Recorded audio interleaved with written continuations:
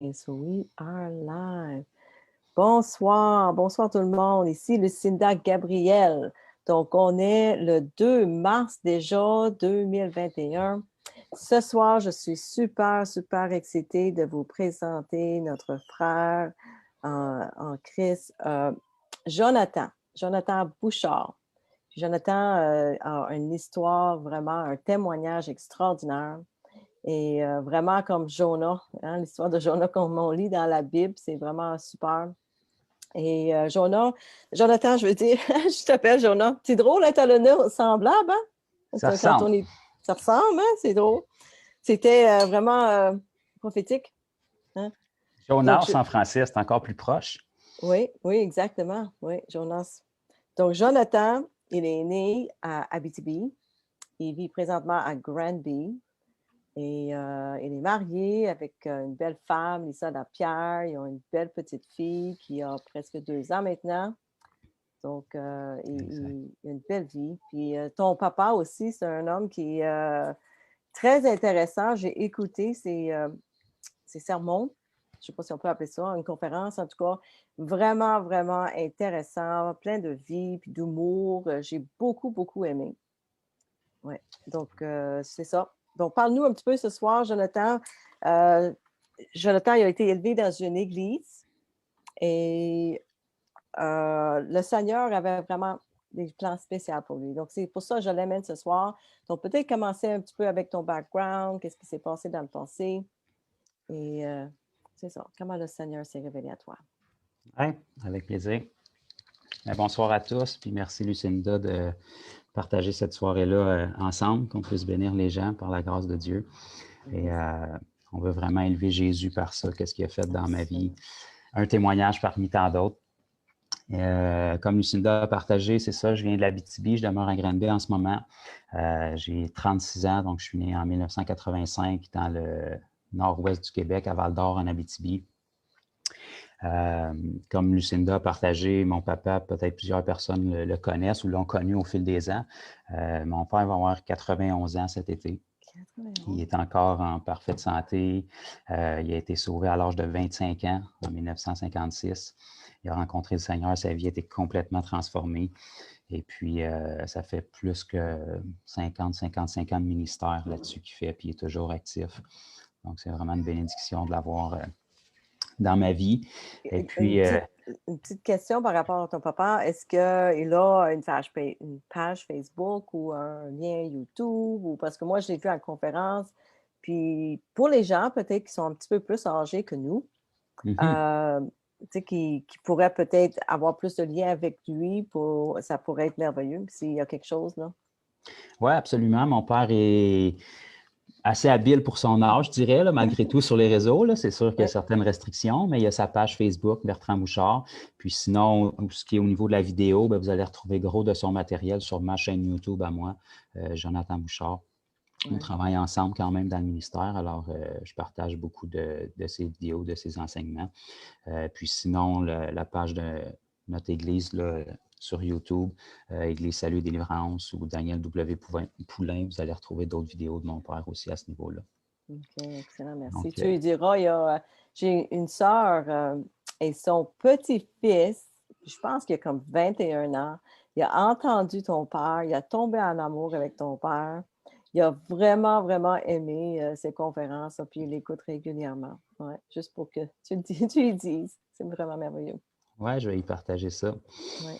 Ah, ben c'est sûr, mon père, il touche beaucoup de gens par la grâce de Dieu, là, mais c'est une personne vraiment simple, fait que les gens peuvent vraiment entendre son cœur quand il parle, puis ils l'ont pas connu avant, fait qu'ils peuvent pas voir la transformation, mais j'ai pas le choix de parler de lui un petit peu quand je partage mon témoignage, parce qu'en fait, c'est ça, mon père, il est né en 1930, moi, fait qu'on remonte quand même à loin, et puis il était un des premiers, sinon le premier, il est natif de la Gaspésie, puis il était un des premiers, sinon le premier, comme j'ai dit, à se convertir en 1956.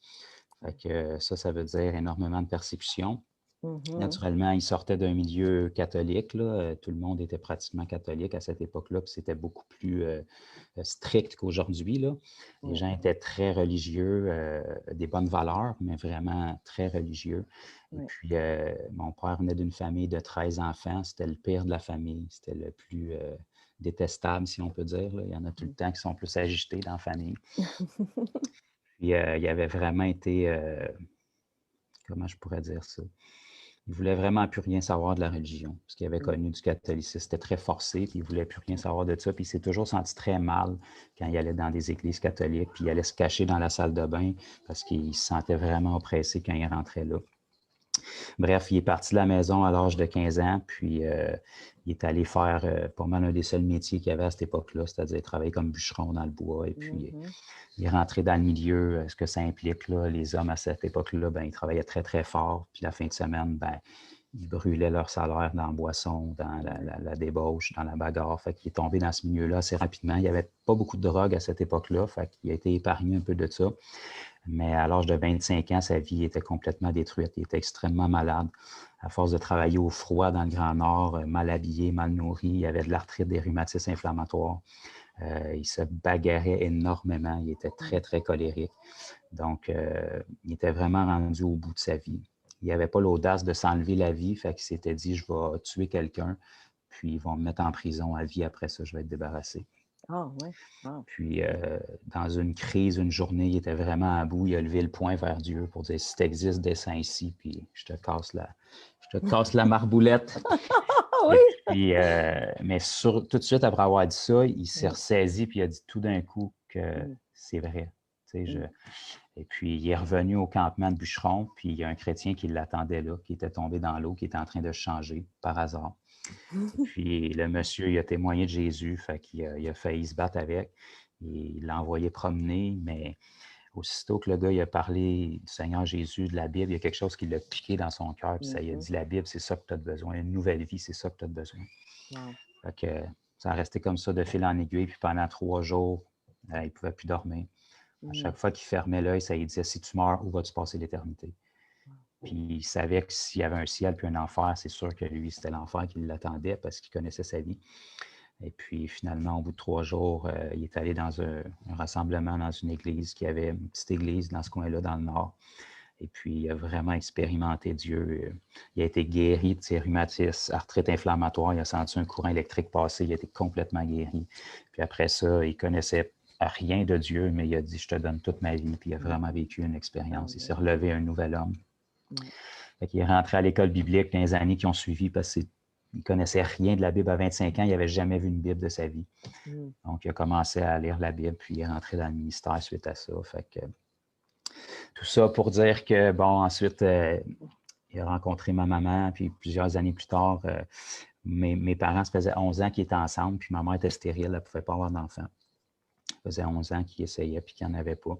Et puis, vers l'âge de 40 ans, ma mère, elle sentait que ça commençait à presser, puis elle a vraiment eu un désir en dedans d'elle qui voulait avoir des enfants avant qu'il soit trop tard.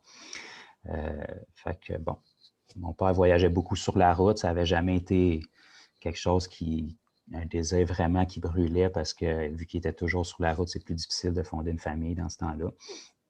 Mais bref, ils ont prié. Et Mm. puis, dans les semaines qui ont suivi, un matin, mon père était assis, était dans la salle de bain en train de se raser. Rien de très spirituel avec ça. Et puis, tout d'un coup, il y a un verset de la Bible qui est apparu dans le miroir. Hébreux 6,14. Ça flashait comme une publicité à la télé. Puis ça l'a frappé, mais il pensait que c'est le Seigneur qui lui révélait une prédication qu'il voulait qu'il apporte. Fait qu'il s'est dit, bon, je vais aller voir ça plus tard. Fait qu'il a fini de se raser, puis bon, après, il est allé s'asseoir à la table pour déjeuner, puis aussitôt qu'il est venu pour manger, ça l'a apparu encore sur la table. Ça l'a sorti, puis ça flashait. Fait qu'il a fait, bon, OK, je vais aller le voir après le déjeuner. Finalement, il a terminé son repas, il est allé voir, puis c'était pas le bon verset qu'il s'attendait, il s'était trompé dans sa tête. Donc, quand il a rouvert la Bible dans Hébreux 6,14, il a vu certainement, je te bénirai, je multiplierai ta postérité.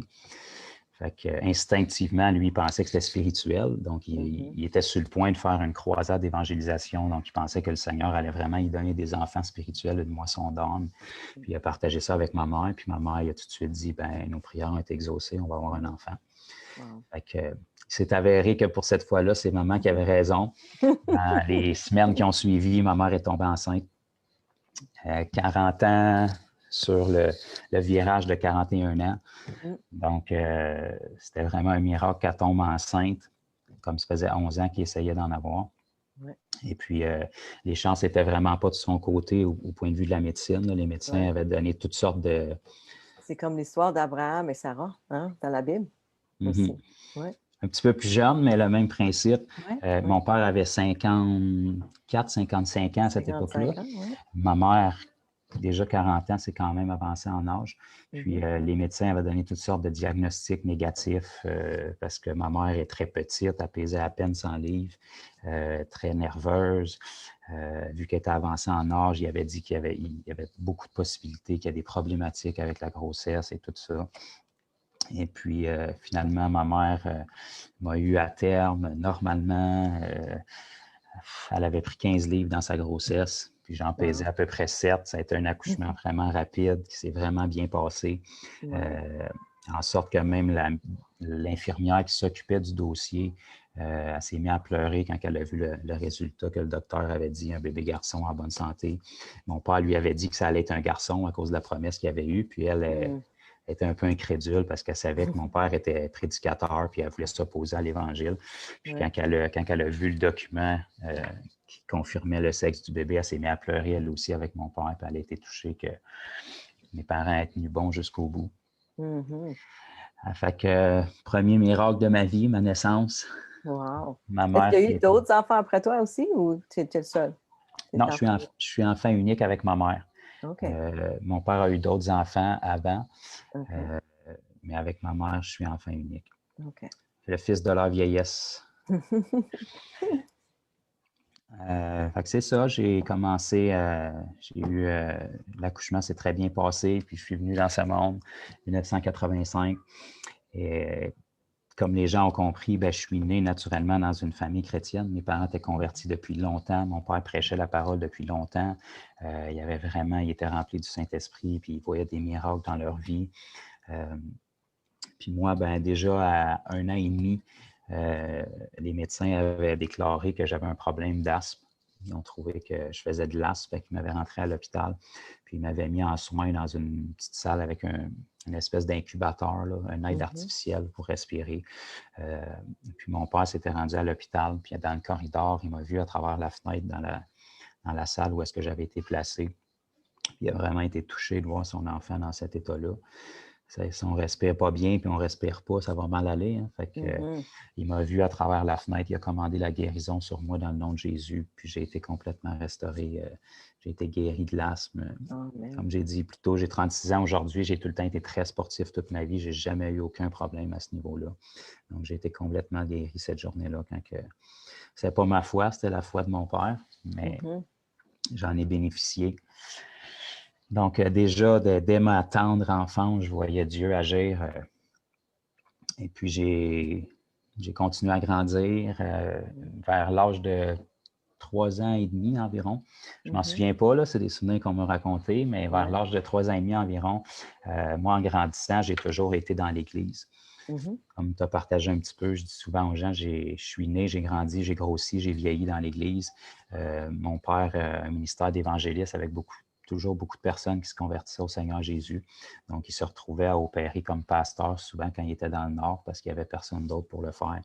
Fait que, des fois, il se retrouvait à avoir 2, 3 églises. Fait qu'on était presque tous les jours à l'église. Et puis, un soir, en revenant de l'église, en Abitibi, on est rentré à la maison. Il était tard le soir. Puis, en rentrant dans la maison, je me suis dirigé dans le salon. J'ai attrapé mon biberon de lait que j'avais, puis j'ai pris un Nouveau Testament qu'il y avait là. Puis pendant 20 minutes environ de ce que mes parents m'ont dit, j'ai commencé à prêcher la parole vraiment avec la puissance du Saint-Esprit. Puis je m'en souviens pas. Mais dès ce moment-là, mon père a dit à ma mère, il dit, c'est sûr qu'il va être appelé à prêcher la parole. Puis, il imitait sûrement ton père aussi, là. Oui, ben c'est ça. Ouais. Probablement que le biberon représentait Ouais. le micro que j'avais tout le temps vu, Ouais. parce que c'est ce que je connaissais d'un point de vue humain. Mhm. Euh, mais le Saint-Esprit s'était emparé de moi Absolument. à travers ça, parce que je ne Mm. connaissais pas la Bible du tout, je ne savais même pas lire. Mm. Donc dès ce moment-là, ils ont su que le Seigneur allait se servir de moi. Mhm. Et C'est puis, beau, ça.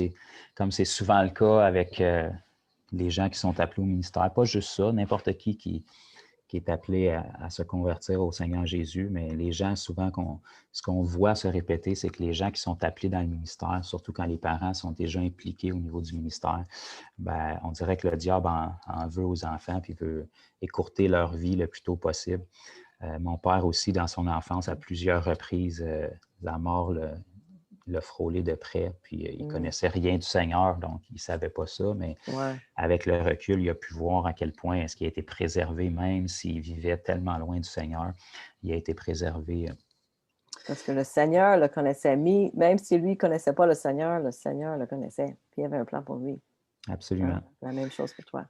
Amen. Oui. Puis la même chose s'est reproduit avec moi, en fait. J'ai continué à grandir après cette expérience-là vers l'âge de 6 ans et demi. Ça, je m'en souviens très bien. Mhm. On était en Abitibi encore à ce moment-là. Puis le soir, ben, on est allé au centre commercial, comme on faisait régulièrement. Puis il fait très froid là, en Abitibi, ceux qui ne le savaient pas. Comme blanc sablon. Probablement un peu comme ça. Oui. Puis ce soir-là, ben, c'est ça, on allait au centre commercial. Puis mon père, il avait l'habitude de laisser ma mère sur le bord du trottoir où est-ce qu'il y avait les magasins pour pas qu'elle ait trop froid, puis aller trouver une place de stationnement par après. Donc, il nous a débarqués sur le bord du trottoir. Et puis moi, j'étais assis derrière le véhicule. Puis ce soir-là, ben, ma porte de voiture était gelée. Puis j'étais jeune, je n'avais pas la force de l'ouvrir.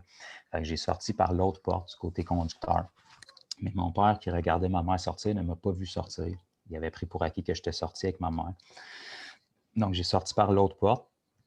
Puis, plutôt de passer derrière le véhicule, ben, dans ma tête d'enfant, je me suis dit, ben, je vais passer devant. Puis, j'ai vu que c'était glacé devant la voiture avec les phares de l'auto.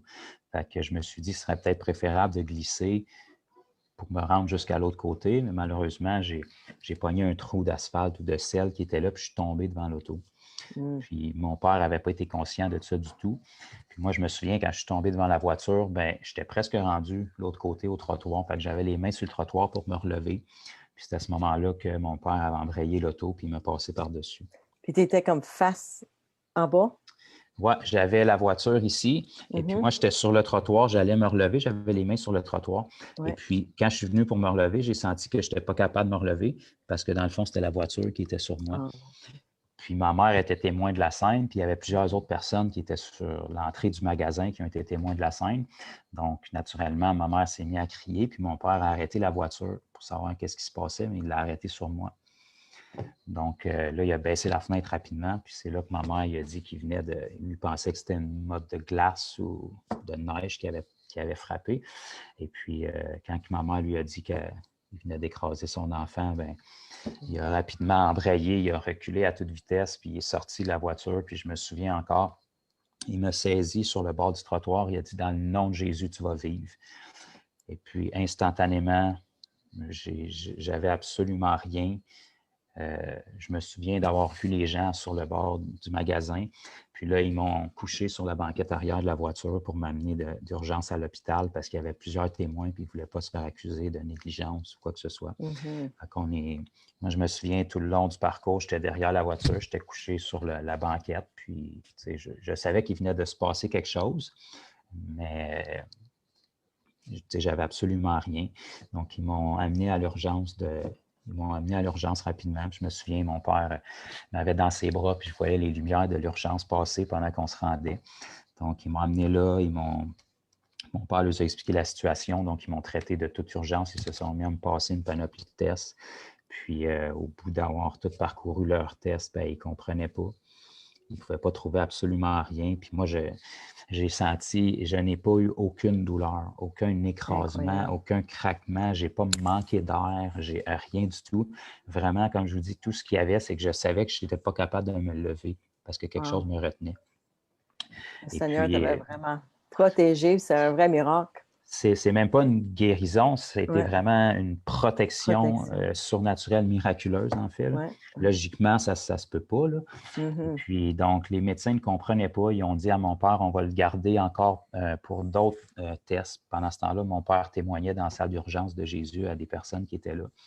Et puis, ils ont refait tous leurs tests, puis ils ne comprenaient pas encore. Tout ce qu'il y avait, c'est la trace de pneus dans mon dos, parce que quand mon père embrayait rapidement, la roue a comme spiné, si on peut dire, dans mon manteau, puis ça avait comme fait un bleu sur mon dos. C'est tout ce qu'ils pouvaient voir. Donc, ils ont dit à mes parents, vous allez devoir repartir avec parce qu'on ne comprend pas, c'est pas possible, mais on ne voit absolument rien. Donc, ils ont dit, s'il y a quoi que ce soit qui arrive cette nuit, s'il tousse, c'est parce qu'il y a une hémorragie interne qu'on n'a pas vue, puis il faut vraiment le ramener d'urgence. Donc, on est retourné à la maison au milieu de la nuit, puis moi, je me suis couché, je me souviens absolument de rien. Et puis, mon père m'a dit que dans le milieu de la nuit, j'ai toussé une fois. Puis lui, il dormait vraiment légèrement. Il s'est réveillé, puis en faisant quelques pas dans le corridor, il a tout de suite senti que c'était une attaque du diable à sa foi. Donc, il a dit, dans le nom de Jésus, tu vas dormir. Et puis, je suis retombé endormi.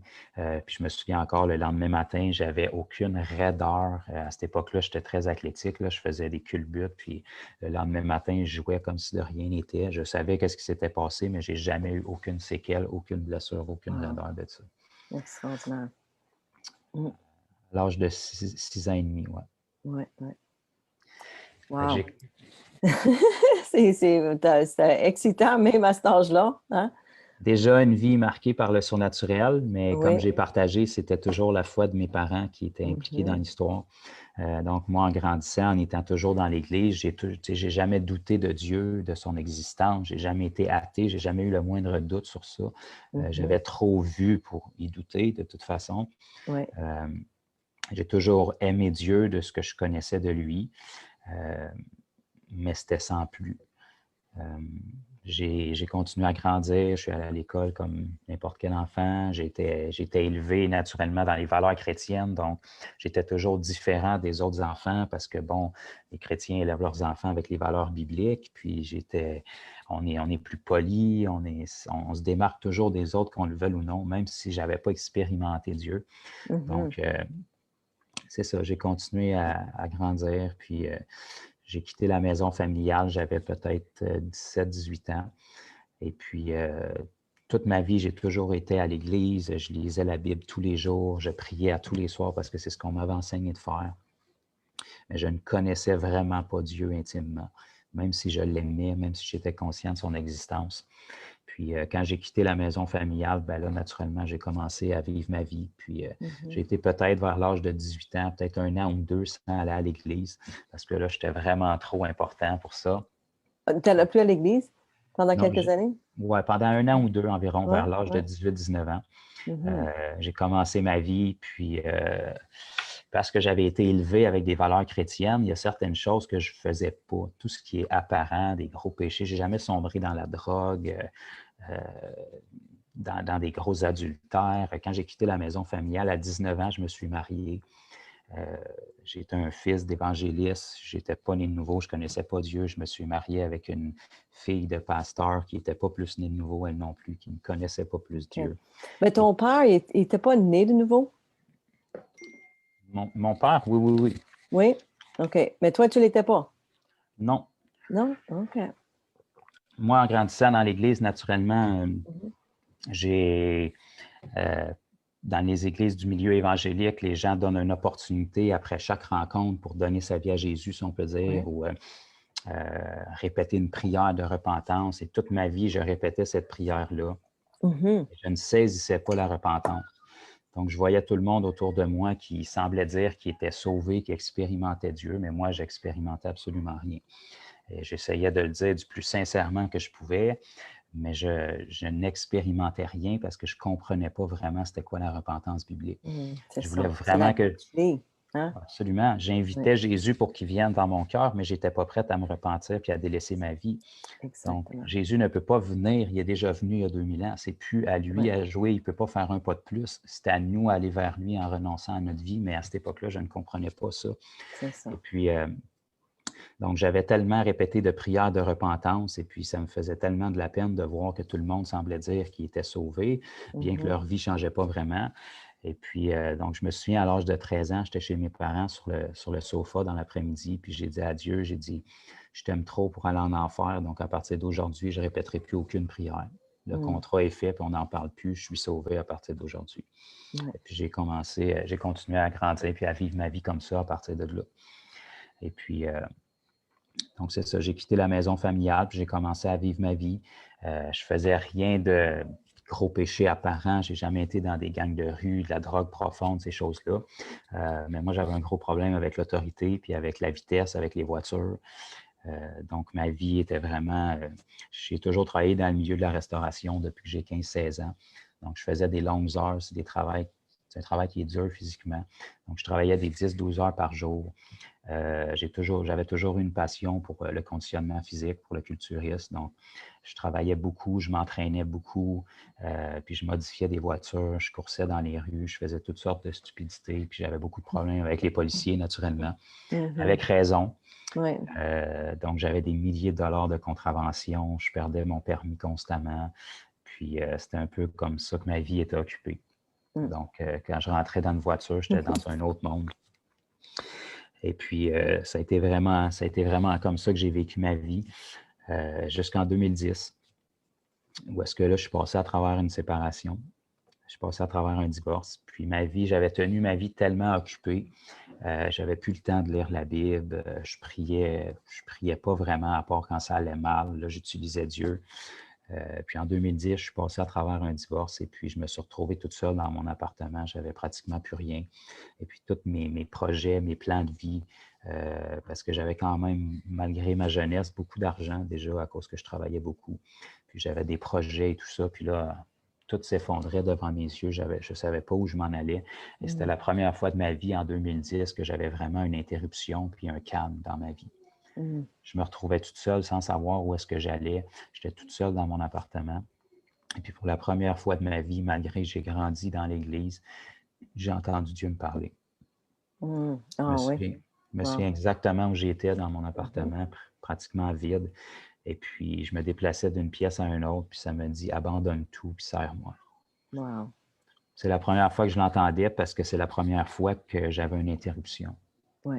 Puis tu n'es pas tout seul. Hein? Il y a beaucoup, beaucoup de gens d'Église qui n'entendent pas le Seigneur, qui ne prennent pas le temps parce qu'ils sont trop occupés à vivre leur propre vie. Le cœur n'est pas là. Le cœur n'est pas là.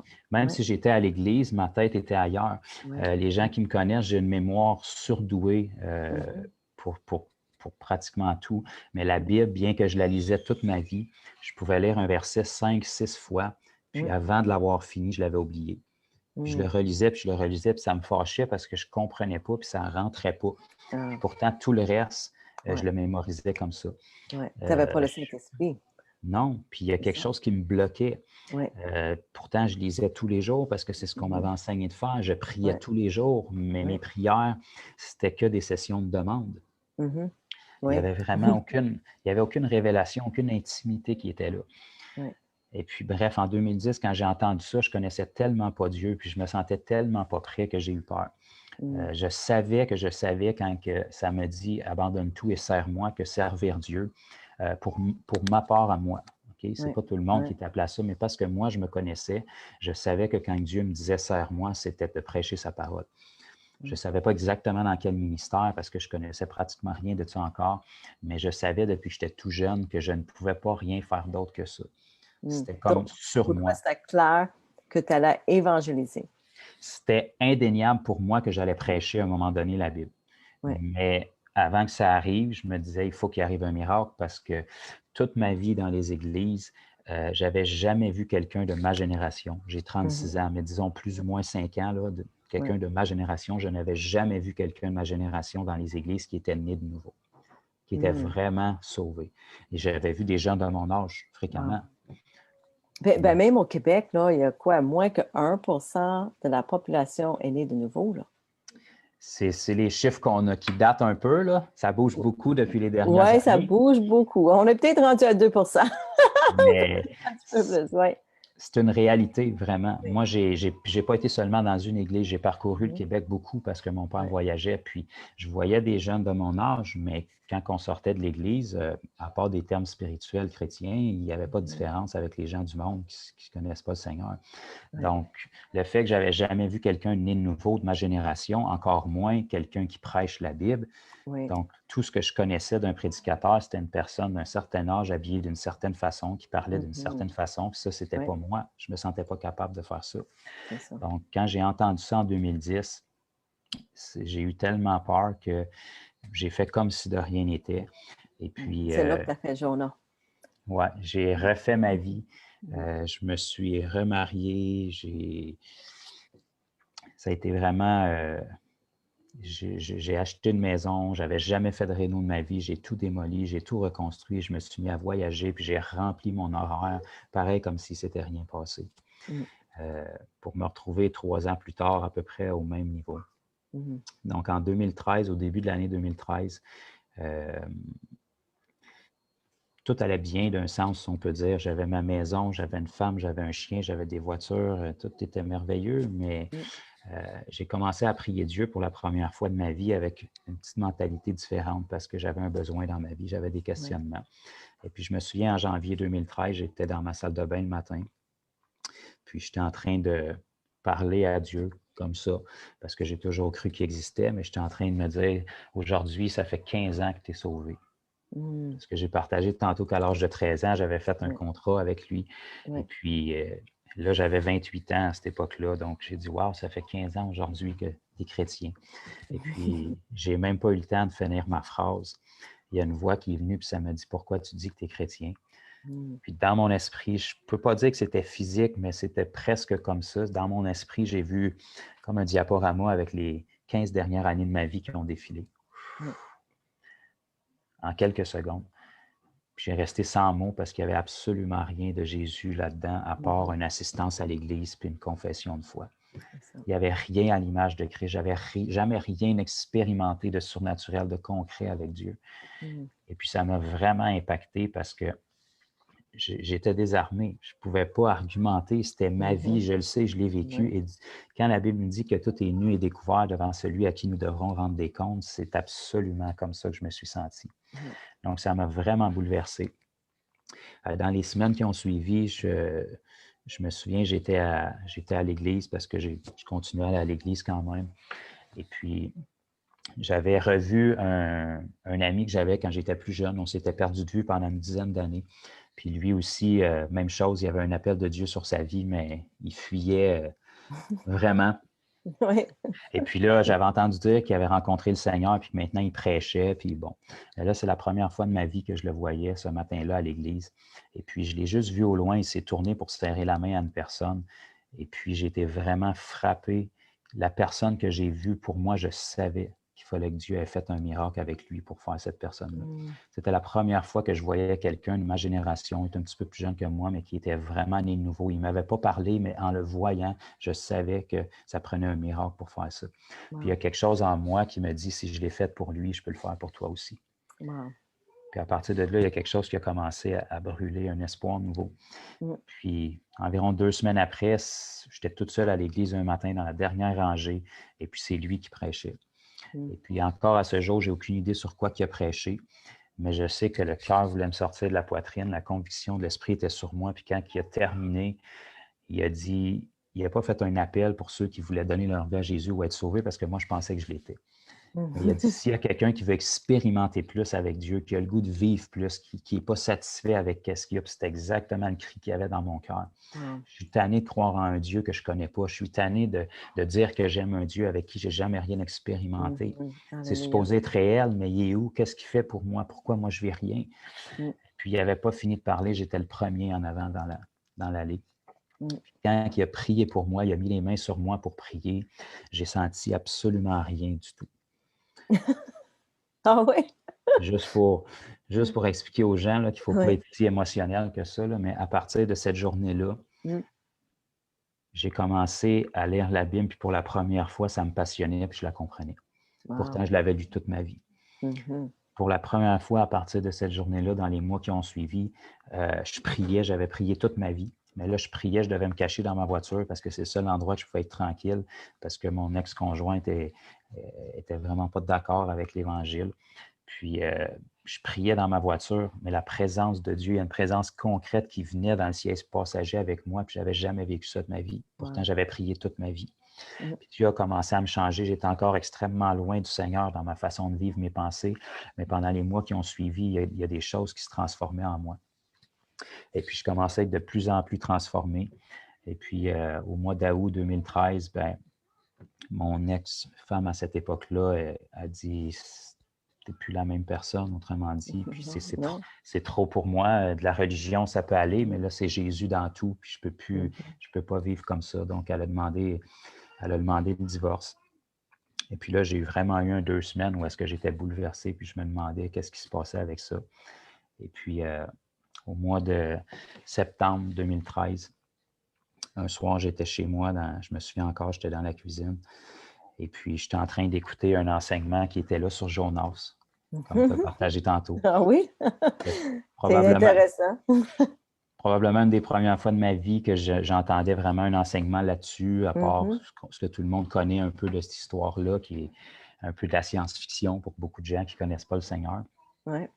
Mais je me souviens qu'à un bout de la prédication, entre le chapitre 2 et le chapitre 3 de Jonas, la Bible nous dit que le poisson a recraché Jonas sur la terre ferme, puis que la parole de l'Éternel a été adressée à Jonas une seconde fois. La présence de Dieu est descendue dans ma cuisine où j'étais.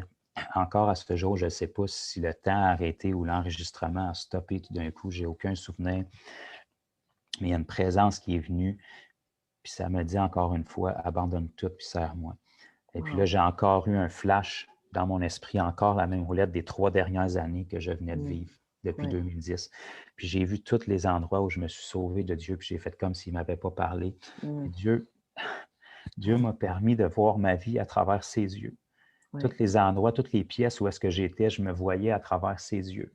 Il était tout près de moi, il était juste là, mais je ne me souciais aucunement de lui. Puis ça me dit encore, abandonne tout, puis sers-moi. Puis je me souviens m'être déplacé, j'étais vraiment écrasé sur la puissance de Dieu, puis j'ai traversé de la cuisine au salon. Puis j'ai dit, Dieu, tu me connais, je ne peux rien te cacher. Là. Je pense que je commence à comprendre. Tu sais, tu connais mon cœur, tu sais que te servir, je ne peux pas faire ça. Je suis incapable de prêcher, ce n'est pas moi. Mais il y a quelque chose que je peux faire à partir d'aujourd'hui, puis c'est de m'abandonner. Je ne l'ai pas fait il y a 3 ans, mais là, je ne raterai pas ma chance. Donc, à partir de cette journée-là, j'ai tout abandonné. J'ai laissé les amis, j'ai laissé tout ce qui occupait mon temps. J'ai gardé mon emploi naturellement, mais j'allais travailler aussitôt que je sortais du travail. Je priais dans la voiture tout le long jusqu'à chez moi. Je revenais chez moi tard le soir. Je passais 2-3 heures dans la parole. Et puis, ça a été comme ça de semaine en semaine, de mois en mois. Puis Dieu a commencé à faire du travail en moi.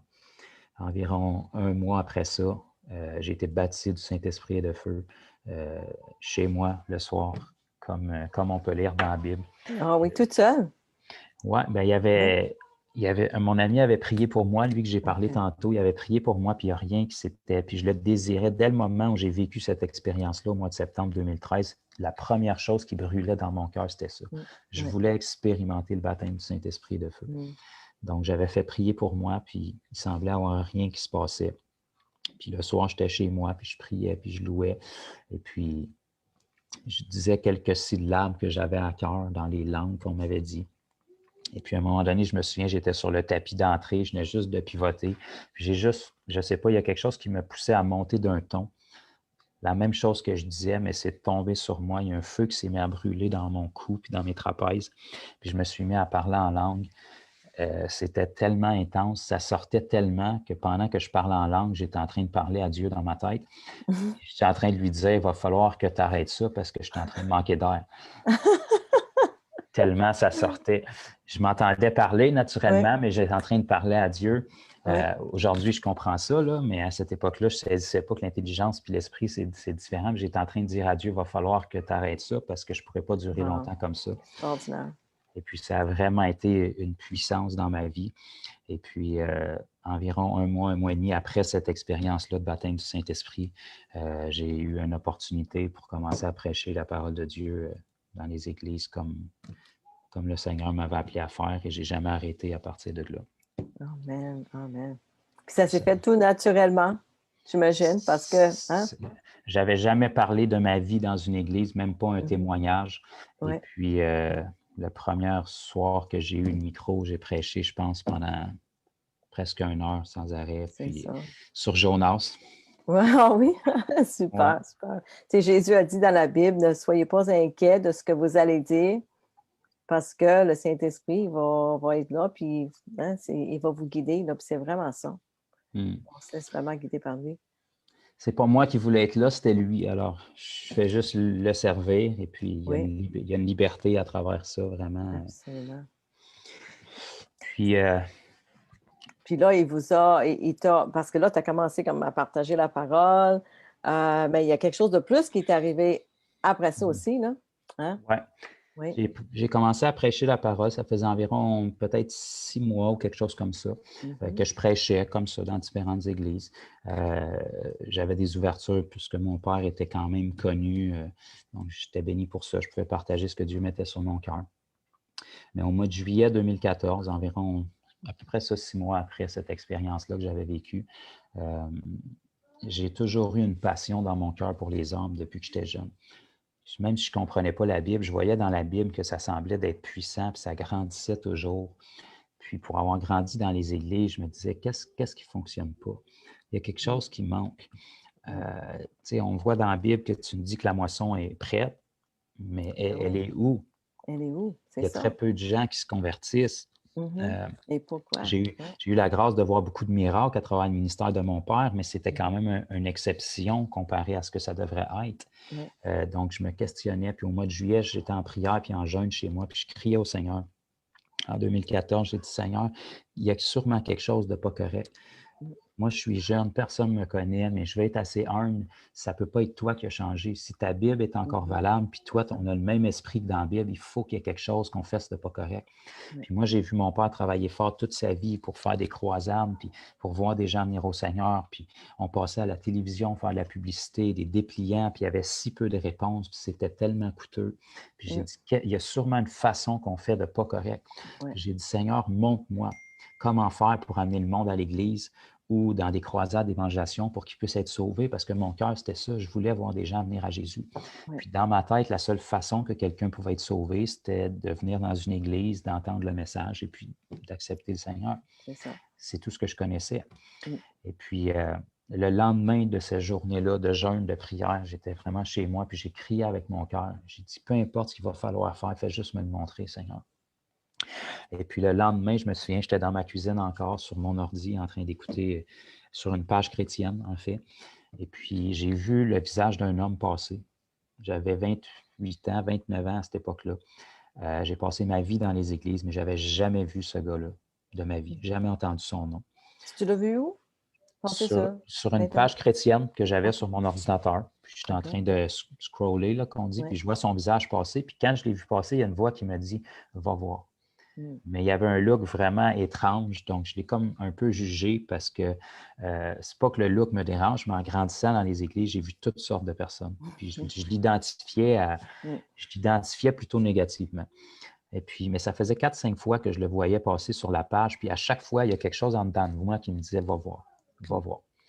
Fait que j'ai fini par me tanner, j'ai pris son nom en note, je suis allé sur YouTube pour essayer de le trouver, puis j'ai cliqué sur le premier vidéo que j'ai vu, puis c'est une vidéo où est-ce qu'il se promenait dans la rue puis il priait pour des gens dans le nom de Jésus qui étaient guéris.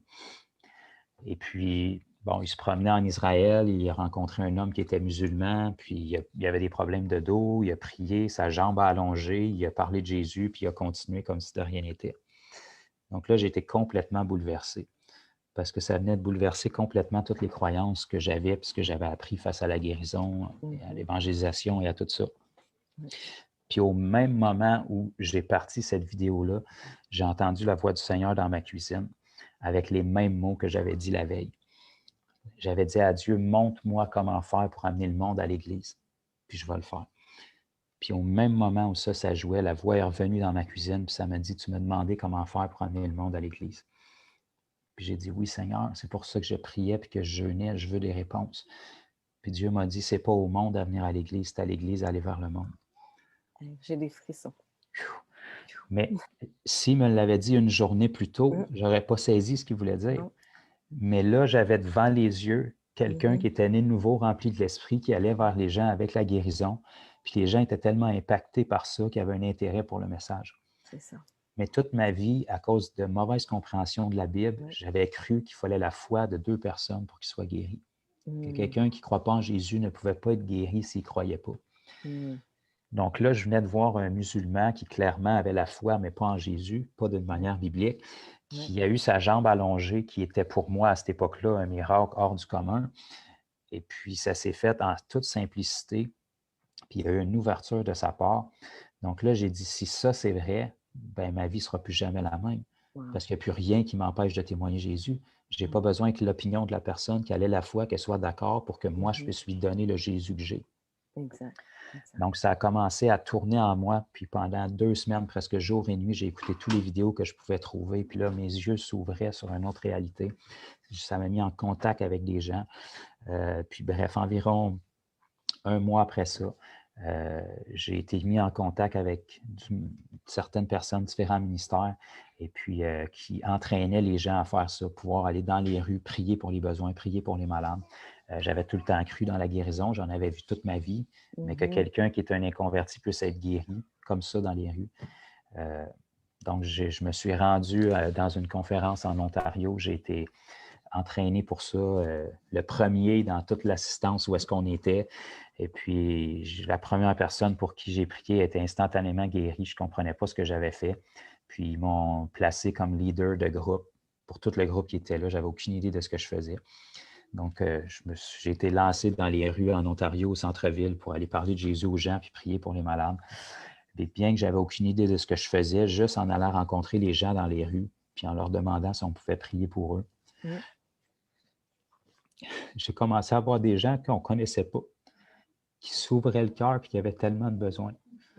Puis ils étaient tellement touchés qu'on prie pour eux qu'ils nous disaient « Où est-ce que vous vous rassemblez? On veut aller voir ça. » Amen. Toute ma vie, on avait fait tellement d'efforts pour amener les gens, pour qu'ils puissent entendre parler de Jésus. Là, j'allais vers les gens aucunement pour les amener dans un lieu. Je voulais juste aller répondre à leurs besoins. Et puis, les gens étaient tellement touchés qu'on les voyait à l'hôtel qui avait été loué le soir pour faire la formation. C'était même pas dans ce contexte-là. Puis, les gens se déplaçaient puis venaient là quand même pour voir qu'est-ce qui se passait là. Donc là, j'ai vraiment compris quelque chose. On croise des gens chaque jour, des gens qui sont en besoin. Ils ont besoin de Jésus, mais ils ne le savent pas pour la majorité. Mais on transporte la réponse en nous. Donc, je suis revenu ici au Québec après cette fin de semaine-là. J'ai pris un peu de repos parce que ça avait été très intense. Et puis, aux premières semaines de septembre 2014, j'ai dit « Parfait, on y va ». Je suis sorti dans un parc ici à Granby. Et puis, la première soirée que je suis sorti, on a vu Dieu commencer à faire des miracles. En toute simplicité, je n'avais aucune idée de ce que je faisais. Je trouvais des gens qui avaient des besoins. Je priais pour eux quelques secondes. Puis, ils étaient guéris. Puis, on pouvait leur partager Jésus. Puis, ils les recevaient avec joie. Et puis, à partir de là, septembre 2014, je n'ai jamais arrêté. Tous les semaines, on était dans les rues, semaine après semaine après semaine. Amen. Puis c'est tellement vrai, là. C'est comme j'avais écrit à un frère la semaine passée sur Facebook. Il avait mis comme un commentaire. J'ai dit, moi, je connais absolument pas personne qui n'est pas dans le besoin. Tout le monde que je connais dans ma vie, là, tout le monde a besoin d'une prière pour quelque chose, que ce soit physique ou mental ou spirituel. Tout le monde a besoin de prière. Hein? C'est vrai. Puis il faut juste se sortir de notre zone de confort puis oser prier pour les gens. Ouais. C'est tellement ça. C'est pas tout le monde qui va avoir l'humilité parce que les gens, quand ils entendent prière, souvent, ben, ils ont une opinion négative de Dieu parce qu'ils tiennent responsable pour beaucoup de choses que Dieu n'a jamais fait la majorité du temps. Mais la guérison, c'est un outil tellement, c'est pas le seul outil, mais c'est l'outil qui a été le plus utilisé par Jésus parce que ça rejoint la quasi-totalité des gens. Puis si la personne n'a pas un besoin ou elle ne veut pas admettre qu'elle a un besoin, elle va quand même être curieuse de savoir pourquoi on lui demande ça. Donc, la porte est ouverte pour parler de Jésus. Absolument. Puis, tu sais, moi, j'ai voyagé beaucoup aussi, là, tu sais, la première année que j'avais rencontré le Seigneur. Puis partout où je suis allée, j'ai rencontré plein de monde. Puis comme je l'ai dit, pas tout le monde, c'est physique, mais je demandais quand même la permission. Est-ce que je peux prier pour quelque chose? Juste, tu sais, juste pour toi. Puis souvent, ce que je demandais, c'est que le Seigneur les touche. Puis j'ai parlé avec beaucoup d'athées, tu sais, en Europe, là, qui n'étaient pas intéressés, qui ne voulaient rien savoir de Jésus. Puis à force de parler un petit peu avec eux autres, ils voyaient que, tu sais, que j'étais simple, j'étais humble, puis tu sais, j'avais vraiment des bonnes intentions. À la fin de la conversation, je mettais ma main sur eux autres, puis ils me permettaient de prier. Puis je voyais qu'ils étaient touchés, là. Tu vois quand la personne est émue dans son cœur, là, parce qu'il y a quelqu'un, comme tu dis, qui, qui a assez d'amour dans son cœur pour prier pour quelqu'un qu'ils ne connaissent même pas. Puis c'est Mhm. ça qui leur touche souvent. Puis Juste ça, c'est beaucoup. c'est un amour gratuit qui est sans... Parce que moi, honnêtement, que tu sais, la personne qu'elle vienne à l'église ou pas après, Mm, c'était pas ça mon but Non, premier. non. Non, Vraiment. parce que souvent, les gens comme nous, tu sais, moi, j'en ai pas d'église. Mhm. Puis, tu sais, j'ai des groupes qu'on rencontre sur Zoom en ligne, puis on fait l'église en ligne. Tu sais, dans le sens que on ne va pas dans un building, parce que l'église, les personnes, tu sais, les croyants, on est l'église de Dieu. Donc, quand 2 ou 3 personnes se rejoignent en Zoom, puis on prie les uns pour les autres, puis on prie pour nos familles, bien, on fait l'église. Hein? C'est ça. Pour moi, c'est ça. Et en tout cas, je trouve que c'est extraordinaire ce que le Seigneur est en train de faire aujourd'hui. Même à travers le COVID et tout, on voit que les cœurs sont transformés. Puis encore, je pense qu'il y a encore une plus grande opportunité parce que beaucoup de gens sont dans la misère ou ils n'ont pas d'espoir, ils sont dans la peur. Puis ils ont vraiment plus besoin de Jésus, là. Puis plus que ça va aller, je pense que plus que les gens aussi vont être ouverts à entendre parler de lui. Absolument. Moi, comme je t'ai dit, j'ai commencé Lucinda en 2014. Honnêtement, ici au Québec, si je recule, je connaissais pratiquement personne à cette époque-là en tout cas, peut-être qu'il y en a qui faisaient ça, mais Mm, il n'était pas médiatisé ou quoi que ce soit. non, non. Euh, Puis moi, ben, le Seigneur m'avait mis à cœur de commencer à faire des vidéos là-dessus pour que les gens Mm, puissent voir ça, parce qu'il y avait beaucoup de matériel dans le milieu anglophone, oui, mais à ma connaissance, très très peu. peu en français. Oui. Donc, j'ai commencé avec le peu de connaissances que j'avais, j'ai commencé à faire des vidéos, puis les gens ont commencé à être impactés par ça, autant en Mhm. bien qu'en mal. Surtout qu'on est public, puis Oui, c'est que le ça. surnaturel est impliqué, Oui, ça va déplaire comme ça va plaire. c'est ça. Euh, mais tout ça pour dire, je veux juste spécifier parce que l'idée, c'est vraiment d'encourager. Ça, c'est une vie que chaque disciple de Mhm. Jésus est appelé à vivre, comme on peut lire Oui, dans la parole. Mais absolument. ça demande d'être décidé puis de persévérer. Oui, Moi, pour ma part, j'ai commencé en septembre 2014, puis tous les semaines, j'étais là dans les rues quelque part au Québec. Et puis, malgré ça, à travers les centaines de guérisons que j'avais vues à cette époque-là, je n'avais pas vu personne se convertir encore au Seigneur. mm, Peut-être OK. qu'il s'était converti par après, là, on ne sait pas Oui, qu'est-ce qui se passe, mais oui. ça a Mais tu pris. as semé une graine quand même. C'est Puis, ça. ouais, puis il faut se rappeler, dans la Bible, à un moment donné, Jésus, il avait guéri, c'est quoi là? C'est-tu 10 lépreux? 10 lépreux, puis un seul est revenu. C'est ça. Mm, Mais c'est une réalité, puis il faut que les oui, gens soient prêts à ça. oui. Mon expérience ne doit pas être un baromètre, mais c'est Non. juste pour dire que ça a pris presque 2 ans, 1 an et Mhm. 8 mois avant Oui, que je vois une personne se convertir au Seigneur concrètement. oui, Comme je dis, peut-être qu'il y en a eu d'autres entre-temps, mais la persévérance était là. Puis après 1 an et 8 mois, j'avais fait mhm. un jeûne, puis pendant presque une semaine pour chercher le Seigneur. Puis dans les semaines qui ont suivi, il y a eu une conversion. Et puis ça a Amen. commencé comme ça, tranquillement, tranquillement. Mm, Et puis, comme tu as partagé, Lucinda, l'an dernier, à travers le confinement 2020, oui, ça a été notre plus grosse année de oui, moisson oui. depuis 2014, Mhm. depuis que j'ai commencé. Puis les derniers mois spécifiquement, Oui, c'est hors de contrôle, oui. vraiment. Oui, puis on a vraiment besoin de plus de travailleurs dans la moisson. Tellement. Vraiment, vraiment, parce que moi, c'est drôle, j'ai commencé à prier, c'était le 5 février. Je priais au Seigneur parce que dans Luc 10, verset 2, c'est écrit prier, hein, pour plus de travailleurs, plus d'ouvriers. Donc, j'ai commencé à tous les matins à 10h02. J'avais un rappel sur mon téléphone de prier, prier, prier. Et 9 jours plus tard, je reçois un appel, Lucinda, viens ici, on a besoin de toi, on veut que tu partages ce que tu sais. Et c'était extraordinaire. Puis dans de quoi, une semaine, 4 jours, 5 jours, on était 3 personnes, on a prié, pour des personnes dans la communauté de Pakwashipi. Il y a eu un miracle, un monsieur que ça faisait 2 ans, il n'avait pas sorti d'une chaise roulante, il a marché et c'est tout le Seigneur, là. C'est tout lui qui nous a toutes guidés toute la semaine. Puis chaque chose qu'on planifiait nous autres mêmes, il n'y a rien qui fonctionnait. Donc c'est vraiment lui qui nous enseignait comment être guidé par lui, puis laisser aller. Puis c'était extraordinaire. 5 personnes baptisées en dedans d'une semaine. Et ça s'est juste commencé dans cette communauté-là. Puis là, à cause de ça, il y a d'autres personnes dans d'autres communautés qui nous contactent, qui veulent en savoir plus. Donc, il y a vraiment un gros move de Dieu, là. Le Seigneur, il est vraiment en train de faire des grandes choses présentement. Puis transformer les gens. Puis c'est ça, hein?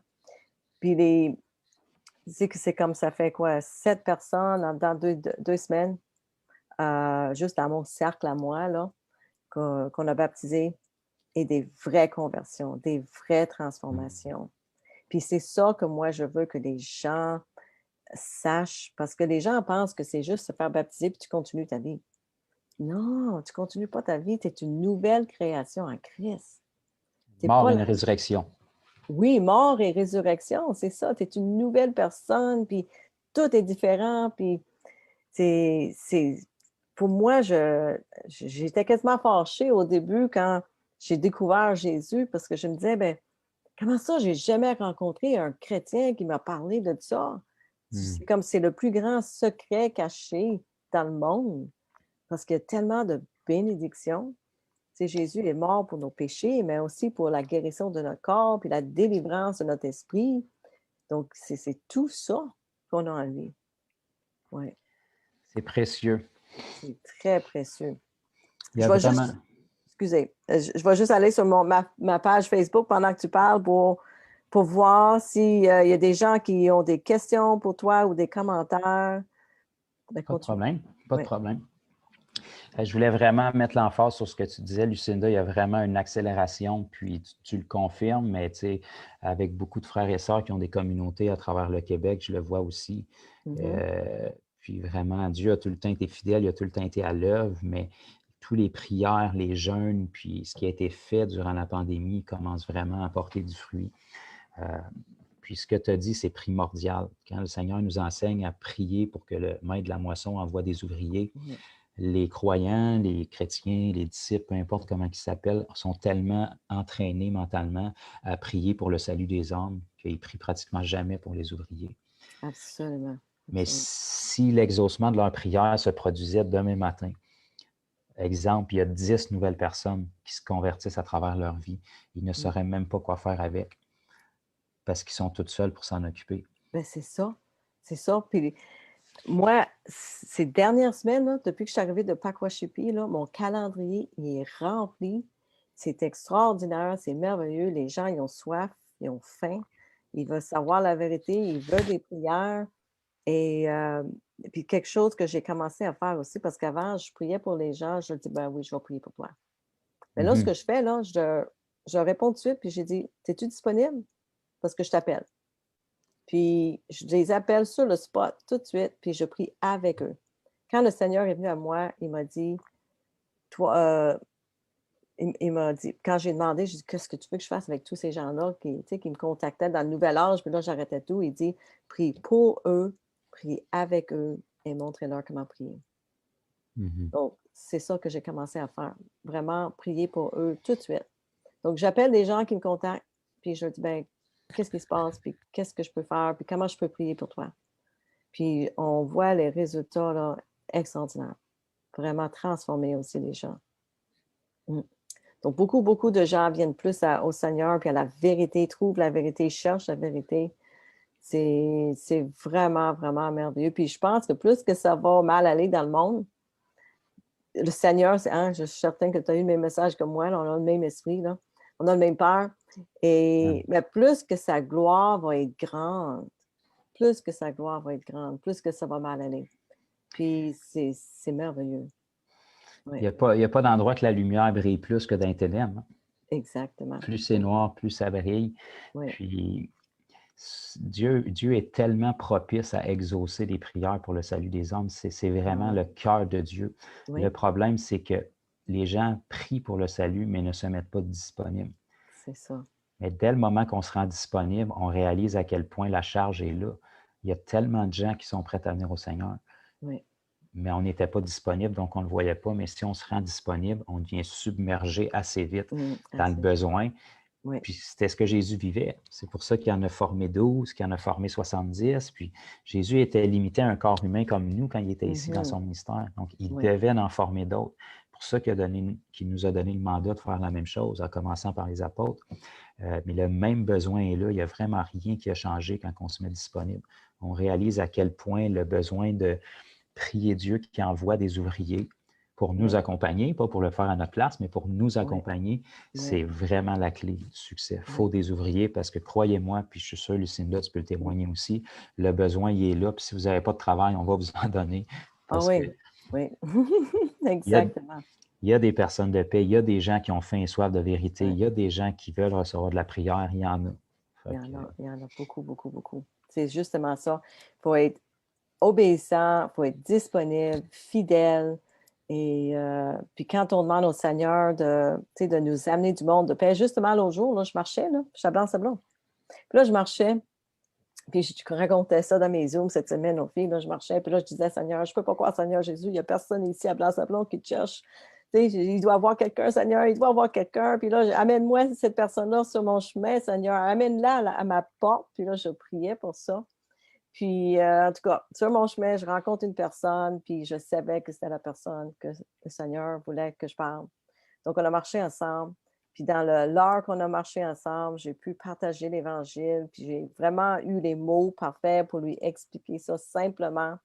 Puis là, tu sais, la personne me regarde et dit, je pense que Dieu m'a vraiment, t'as mis sur mon chemin aujourd'hui, justement.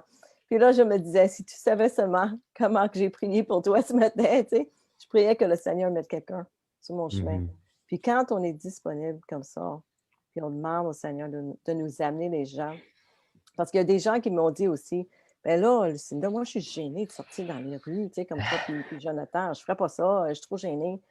Mais moi, je leur dis, Amen, demande au Seigneur de te les amener à ta porte. Puis il va le faire. Il va le faire. mhm. Oui. Tu as juste à Puis lui là, demander. Oui, puis là, tu vas lui demander d'arrêter parce que tu vas en avoir trop. c'est Tu vas ça. réaliser comment tu as besoin d'aide. C'est ça. Tu as besoin des ouvriers avec toi. Oui, Oui. absolument. C'est un travail Ben, d'équipe, hein? c'est un travail d'équipe. Exactement. On a réalisé ça aussi à Pacoashippi parce que dans notre rencontre qu'on était là, il y a une madame qui me dit, ben là, il y a monsieur à cette île qui a prié pour moi. Puis là, puis le Seigneur me l'a dit. Il dit, tu vois-tu, là, c'est un travail d'équipe. Il y en a qui ont sommé à une place, qui ont prié pour des gens. Puis là, moi, j'arrive à partager l'Évangile. Ils ne l'ont peut-être pas entendu ailleurs. Puis en tout cas, donc on travaille tous ensemble. Même si on est Mhm. tous éparpillés au Québec, on travaille tous ensemble. On est un corps, hein, un corps avec Amen. Christ. Amen. Donc, avant de quitter en français, parce que là, on va tout recommencer ça en anglais, j'aimerais ça que tu dises une petite prière. Puis laisse le Seigneur te guider, le Saint-Esprit t'inspirer pour prier pour les personnes et pour la moisson, en tout cas, ouvrir les cœurs, comme tu veux, comme tu le sens. Merci, Seigneur. Avec plaisir.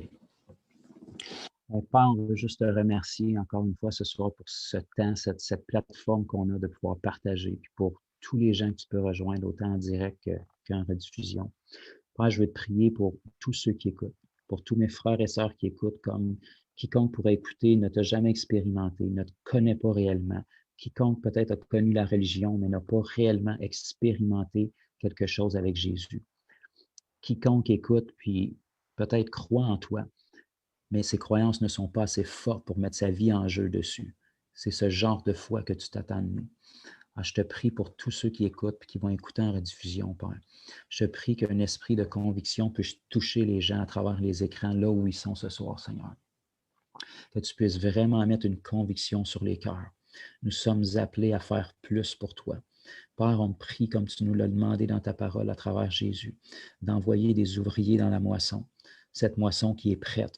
On a un territoire ici au Québec qui est plus près que jamais, qui a des besoins plus grands que jamais. Je te prie d'éveiller des frères et sœurs, des ouvriers qui vont se tenir dans la moisson à nos côtés pour qu'on puisse se prendre main dans la main et qu'on puisse aller de l'avant pour faire l'œuvre que tu nous as appelés à faire, les œuvres que tu nous dis dans Éphésiens que tu as préparées d'avance pour qu'on les pratique. Père, je te remercie pour une passion et un feu, Seigneur, pour toi, qui va aller au-delà de nos craintes, de nos inquiétudes, de nos peurs, de nos questionnements. On va toujours en avoir, mais notre amour pour toi et notre amour pour les gens doit surpasser ça. Que cet amour-là qui brûle dans nos cœurs nous pousse à aller en dehors de notre zone de confort et à se mettre inconfortable pour que d'autres personnes puissent être sauvées, à se tenir à la brèche pour que l'Évangile puisse se rendre jusqu'à eux. Je prie pour tous mes frères et sœurs que cette rencontre ce soir, ce visionnement puisse vraiment être un point tournant dans leur vie. Que la grâce que tu as mise sur ma vie pour l'évangélisation et que tu as utilisé Lucinda aussi pour puisse vraiment les impacter, Seigneur. Que tu puisses changer les cœurs, défaire les mentalités, tout ce qui peut retenir les gens captifs, tout mensonge qui peut être ancré dans la tête des gens. Tu nous as appelés pour une génération comme celle dans laquelle nous sommes. On a le privilège d'être ici dans cette génération de la fin qui a plus besoin de toi que jamais auparavant. Et tu nous as appointés, équipés, puis instaurés ici dans cette génération pour qu'on fasse ton œuvre. Alors je te prie, Seigneur, d'éveiller tous mes frères et sœurs qui écoutent, que ta puissance puisse les toucher, que ce ne soit pas nous qui les convaincre, mais que ce soit ton esprit qui vienne les convaincre là où ils sont chez eux, qu'ils puissent avoir un amour qui soit réanimé en eux pour toi, dans leur relation avec toi et pour les gens qui se perdent, pour les besoins, que tu puisses commencer à ouvrir les yeux de mes frères et sœurs sur les besoins, leur révéler qu'ils ont la capacité de changer les choses, qu'ils ont la capacité d'apporter la guérison, d'apporter la délivrance, qu'ils sont équipés pour le faire et qu'ils sont appelés à le faire, Seigneur. Alors, je te prie vraiment que tu puisses permettre que ce mouvement-là puisse grandir, qu'il y ait des disciples qui font des disciples, qu'il y ait vraiment un cœur qui est là pour la moisson et qu'ensemble, on puisse se tenir dans l'unité, pas sur ce qui nous divise, mais sur ce qui nous unit, Seigneur, pour avoir un cœur pour les perdus. Laisser de côté les choses secondaires, les points qui peuvent nous dissocier, mais s'unir pour qu'on puisse vraiment voir les gens y transformer, pour qu'on puisse sauver les vies, ne serait-ce qu'une à la fois. Chaque personne en vaut la peine, Seigneur. Merci de manifester tes dons de l'Esprit avec plus de grandeur, Seigneur, dans chacune de nos vies, dans la vie des gens qui écoutent, qu'il puisse avoir un déclic qui se fasse à partir de ce soir, que la foi soit activée pour pouvoir vivre les dons de l'Esprit manifestes, qui sont des outils formidables que tu nous donnes pour la moisson, Seigneur.